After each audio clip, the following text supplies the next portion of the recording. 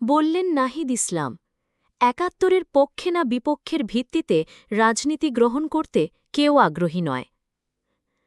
২৪শে জুলাই গণ অভ্যুত্থানের পর নতুন একটি রাজনৈতিক বাস্তবতা এবং একটি নতুন প্রজন্ম আবির্ভূত হয়েছে উল্লেখ করে জাতীয় নাগরিক পার্টির আহ্বায়ক নাহিদ ইসলাম বলেছেন, আমরা একাত্তরকে অতিক্রম করেছি এবং ২৪শে পৌঁছেছি।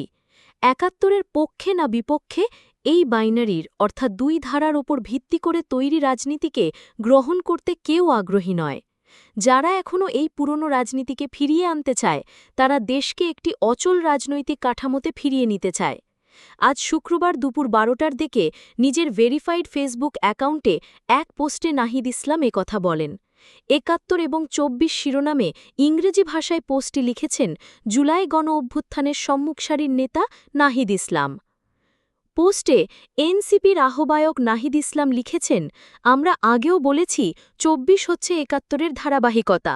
একাত্তরের আকাঙ্ক্ষা, সাম্য, মর্যাদা এবং ন্যায়বিচার এগুলোই ২৪-এর বৈষম্য বিরোধী এবং গণতান্ত্রিক গণ অভ্যুত্থানের মধ্যে দিয়ে পুনরায় ঘোষিত হয়েছে, যেখানে মুজিববাদ একাত্তরকে একটি ভারতীয় বয়ানের মধ্যে ঢুকিয়ে আমাদের জাতীয় সার্বভৌমত্ব ও স্বার্থকে বিপন্ন করেছিল। ২৪ স্বাধীনতা, সার্বভৌমত্ব ও মুক্তিযুদ্ধের প্রকৃত চেতনাকে পুনরুদ্ধার করেছে। এটা ছিল কর্তৃত্ববাদ, ফ্যাসিবাদ ও আধিপত্যবাদের বিরুদ্ধে একটি ঐক্যবদ্ধ লড়াই, যা একটি গণতান্ত্রিক ও সাম্যভিত্তিক বাংলাদেশের প্রত্যাশায় পরিচালিত হয়েছিল। ২৪-এর পর একটি নতুন রাজনৈতিক বাস্তবতা ও একটি নতুন প্রজন্ম আবির্ভূত হয়েছে উল্লেখ করে নাহিদ লেখেন, যারা ২৪-এর লড়াইয়ে অংশ নিয়ে সেই যুদ্ধে জয়ী হয়েছেন, আমরা একাত্তরকে অতিক্রম করেছি এবং ২৪-এ পৌঁছেছি। যারা এখনও একাত্তরের পক্ষে না বিপক্ষে এই পুরনো রাজনীতিকে ফিরিয়ে আনতে চায়, তারা দেশকে একটি অচল রাজনৈতিক কাঠামোতে ফিরিয়ে নিতে চায়।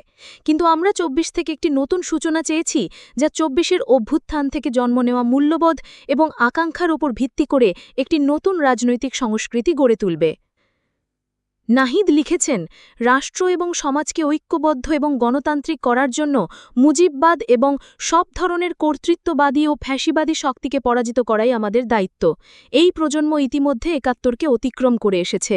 একাত্তরের পক্ষে না বিপক্ষে এই বাইনারির উপর ভিত্তি করে তৈরি রাজনীতিকে গ্রহণ করতে কেউ আগ্রহী নয়।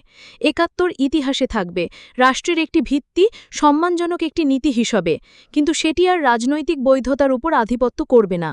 ৪৭কেও একইভাবে ঐতিহাসিক মর্যাদার সঙ্গে স্মরণ করা হবে, কিন্তু এটা রাজনৈতিক উদ্দেশ্যে ব্যবহারের কোনো হাতিয়ার হবে না।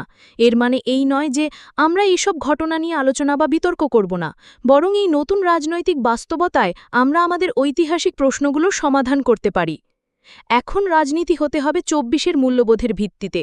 এই মন্তব্য করে নাহিদ ইসলাম ফেসবুক পোস্টে বলেছেন, যারা আবার একাত্তরে ফিরতে চায়, তারা ২৪-এর নতুন রাজনৈতিক বাস্তবতাকে অস্বীকার করছে। ২৪-এর অভ্যুত্থানে অংশ অনেক রাজনৈতিক শক্তির জন্য ছিল এক ধরনের প্রায়শ্চিত্ত, কিন্তু সেই প্রায়শ্চিত্তের অর্থই হারিয়ে যাবে যদি তারা বা আমরা আবার পুরনো মতাদর্শিক রাজনীতিতে ফিরে যাই। রাজনৈতিক প্রেক্ষাপটে এই পুরনো বাইনারি কাঠামোর পুনরুত্থান রোধ করা আমাদের দায়িত্ব। ২৪ কখনোই প্রতিশোধের জন্য ছিল না, এমন মন্তব্য করে নাহিদ লিখেছেন, যারা ২৪কে প্রতিশোধের অস্ত্র হিসাবে ব্যবহার করতে চায়, তারা এর অন্তর্নিহিত মর্মকে ভুলভাবে অনুধাবন করেছে। ২৪ হল জাতীয় ঐক্য ও রিকনসিলিয়েশনের একটি ক্ষেত্র। এর চেতনা এমন একটি ভবিষ্যৎ নির্মাণে নিহিত, যা ঐক্যমত্য, সহমর্মিতা ও যৌথ দায়িত্বের মাধ্যমে গড়ে উঠতে হবে, প্রতিশোধের চক্রের মাধ্যমে নয়।